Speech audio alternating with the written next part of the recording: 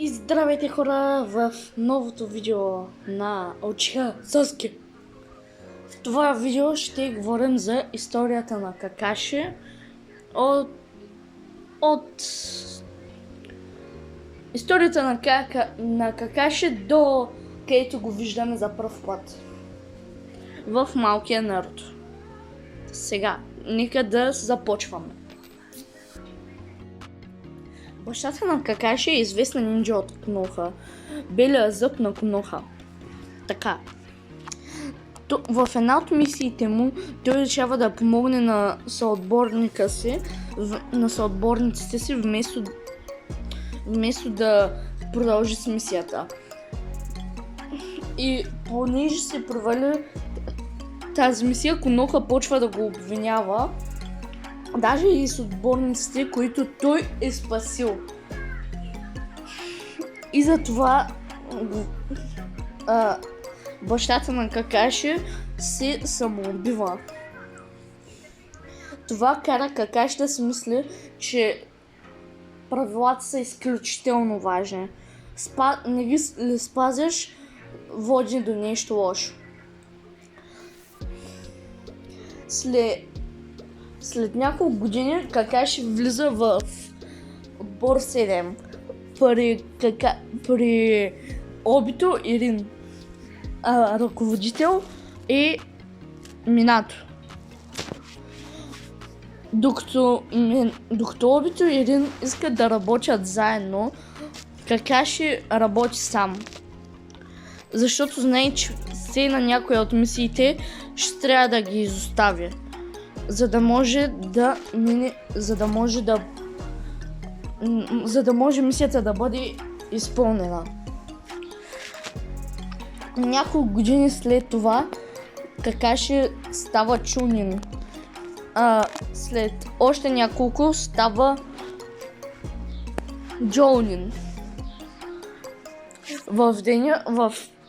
Когато той стане Джоунин, получи подарък от Минато и от Рин, а от Обито не. Обито и Какаши, нека да кажа, че те са провалените Наруто и Саске. Така.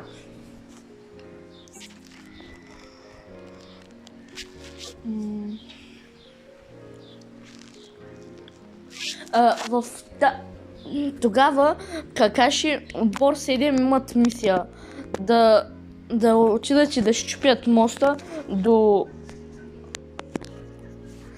за да могат да провалят плановете на вражеското село.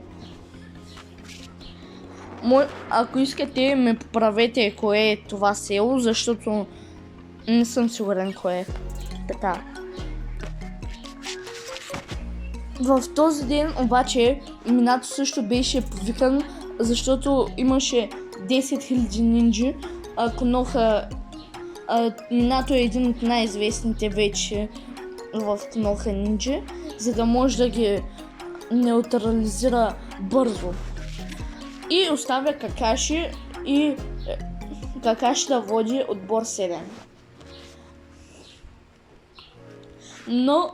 Но докато отбор 7 вървяха към моста, две нинджи от Киригакуре, мисля, поправете ме,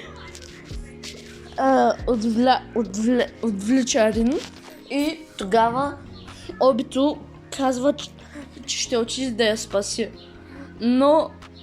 Но Какаши го спира и казва, че който не спазва мисията е отрепка.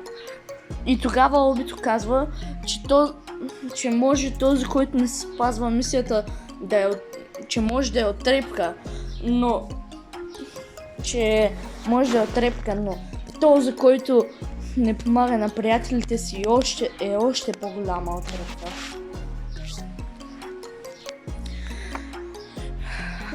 И така Обито тръгва към Рин, Какаши продължава. Но малко Но когато Обито пристигна, беше нападнат от една от нинджите в гръб, но Какаши се появява, обаче едното око на Какаши бива порязано и не може да вижда с него. Те тръгват към Рин и продължават да се бият с двете нинджи, побеждават ги и спасяват Рин. Обаче вънка ги чакат още нинджи, които обаче вместо да ги изчакат да излезнат, те срутват местоположението, където са тримата, където са отбор 7 и там, и докато излизаха, една голяма скала щеше да смаже Какаши, но Обито го спасява и вместо да смаже Какаши, смаза Обито.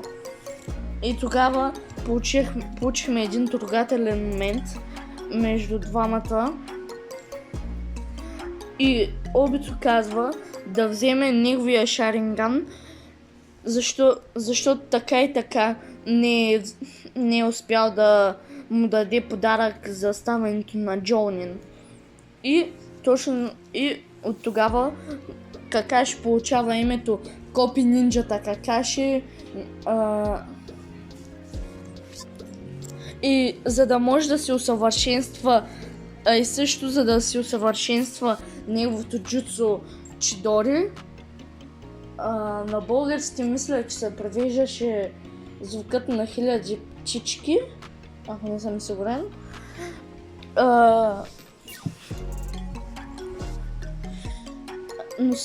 И накрая, после Какаши побеждава нинджите отвънка, заедно с помощта на Минато. Той се върна от мисията, но твърде късно, за да спаси Обито, защото местоположението беше срутено.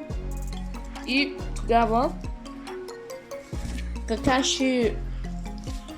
Какаши отбор 7, обаче без Обито, отидаха да изтручиха този мост и попречиха така на враждебното село да нападнат Коноха. И в същата тази война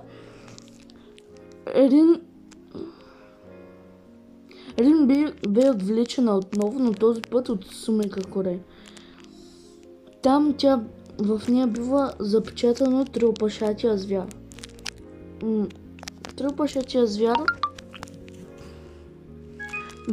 беше настроен така, че когато влезне в Коноха, той да излезне от Рин и да нападне селото.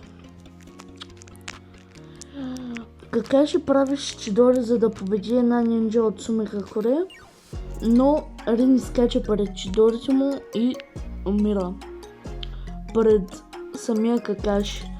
Тогава Обито някакси също беше оживял и беше отишъл да им помогне, но е твърде късно, защото той видя как Какаши е набучил Рин с Чидорите си. И така и Какаши и Рин отключват и Какаши и Обито отключват Мангекю Шаринган. Години след това, т.е. няколко години по-късно, Минато става Хокаге и жена му Кушина с жена му Кушина имат дете обаче. Но Минато беше вкарал Какаши в Анбо. Това е организация, която е по-кървава от другите организации. Убиват хора без да чувстват нищо. Ги убиват. Това е безчувствена организация.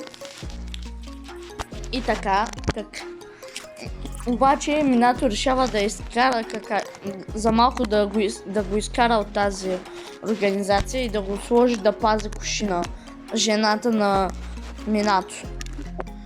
И тогава няколко месеца по-късно Кушина ще ражда. И това няма защо да го обяснявам всъщност. Но в този ден деветоопашатото, което беше запечатано в Кушина, го напада силото. Какаши иска да помогне, но нинджи от Коноха не му позволяват.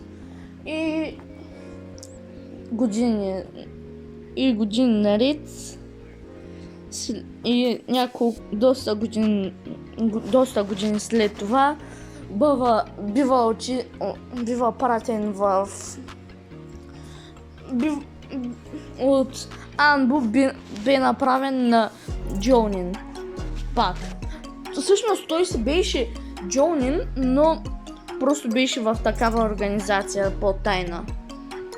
Но вече той трябва да обучава, но повечето ги скъсва. И само един отбор 7, където са учиха Саске, Узумаки Наруто и Харуно Сакура, само тях ги приема за ученици. Това беше историята, която щях да ви разказах за Какаши. От мен, чао!